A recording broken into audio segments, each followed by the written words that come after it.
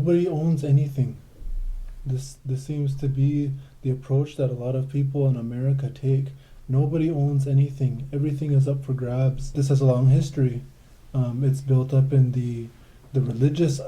It's built up in the religious ideology. You have going back to, for example, in Christianity and Judaism, you have the Protestant misapplication or misinterpretation of the line in Genesis where man is commanded to go forth and multiply, and then he's also given the right to name all of the rest of creation, explicitly naming the animals. And so having the right to name them, the way that's interpreted is that they have dominion over them. And I mean, it also says that in there that you have dominion over the animals and the earth. And this is part of this is just a very it's a foundation for a lot of other action. That's a justification, and it's referenced to, just like a lot of people reference a lot of things in their early traditions when they look at things.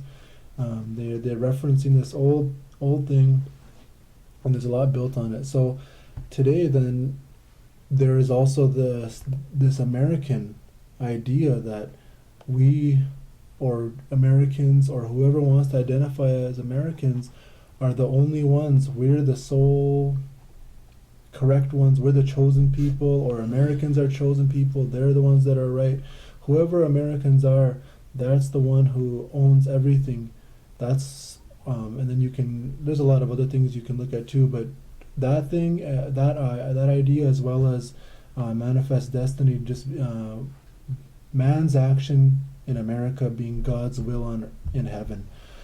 And so with those two things, I mean, you have man's actions and they're being justified by God's will. I mean, you can't Right. there's nothing to say to that. So you have these people then, and they want to do something. They're not satisfied with that, but it's not like they can just break free of however many generations that it's been instilled in them, that you just move across the earth, and wherever you want to go, you go there. Whatever you want to do, you do that. Whatever thing seems to be good, you take that. And so come to the sweat lodge or whatever, and they use it, and who is it to stop them? Everything in their experience you look at, everything is like a commodity. You pick and you choose. You look at religion, you pick and choose what you want from whatever faiths you happen to catch your fancy. You look at politics, whatever thing seems to be good. There's no reason for how you choose it. It's just haphazardly done in the same careless manner that you approach your religious life. I think that the same thing happens, in law, and in just keeping a people subdued by use of their language. And I also think it has something to do with the Western academic tradition, I guess, coupled with the religious tradition of man shall go forth and multiply and have dominion over everything. Since rationalism and the scientific method came about and coupled it with and joined with the religious tradition, I think that's another good reason why we're seeing what's going on, and everybody is up for grabs. I think that has a little bit to do with individualism in the Western world. There's nothing more important than the self, the person who has a right to pursue life, liberty, and happiness to no end. Mm-hmm. That individualism, that really makes me think about, in the context here of what happened with the sweat lodge deaths and James Ray. A lot of these people, they're of that same bent that are really into meditation and alternative traditions.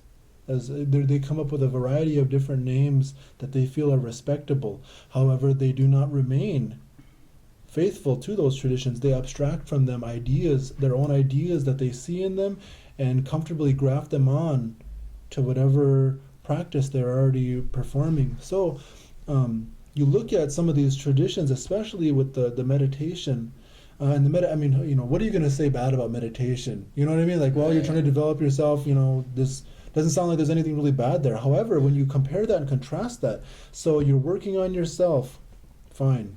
You see a lot of things in movies, oh, I'm going to do myself, you do you, I'm going to do me, and everything's going to be all right. There's a lot of things that go into, that speak for trying to develop yourself as a person internally. And so you have a lot of procedures and practices that deal with developing yourself internally.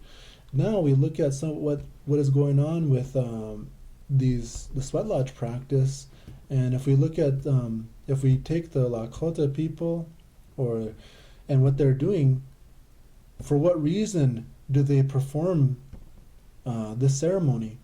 Why do they do it? And there's many reasons, and you can look at some of the most simplest, and that's some of the things that they say quite openly and quite publicly. I also think there's something to be said about the larger Western society is, I think, suffering from a void of spirit. They're somehow or another they're separating their spirit from their mind, or their sichung, their free will, their intellect. Somehow or another they're living most of their lives and I do it too, living most of their lives in this free will part, and they're ignoring, the rest of the universe, the rest of creation. There's that aspect, and there's also the aspect of media basically teaching all of humanity to consume, to be complacent, and not to think for themselves. Add to that the academic tradition, and it's easy to see how, if there are, to play on a conspiracy theory, if there were people that could control what you learn, what you read, what you hear from the time you're born, and with the end goal of making individualism the supreme reigning ideology, paradigm, then I can see why somebody who didn't have something to grasp onto would, first of all, go to a sweat lodge that's run by a non-indigenous person, and why somebody would eventually take advantage of that, or fall into their own human greed or appetite. And then there's the romanticism, the mysticism, that those lenses that Indians are commonly viewed through. Publicly, they don't do them for themselves. They do them on behalf of their family, their other relatives, or their entire group. They're in there not praying for themselves, really. They always talk about their relatives, and maybe if they're having it for somebody in there in particular. But all of these traditions, so then when they'll be trying to develop something, but whatever that individual might get, whatever insight they may be provided via that ceremony, it's not for themselves, really. That's hardly ever the reason that anybody says, go do that thing, whatever, sweat lodge, whatever you want to call it. Right. And this really brings out a difference in approach. And is that right? Is that wrong? Yo, check yourself before you wreck yourself. You better take it and check yourself before you wreck yourself. I said check yourself before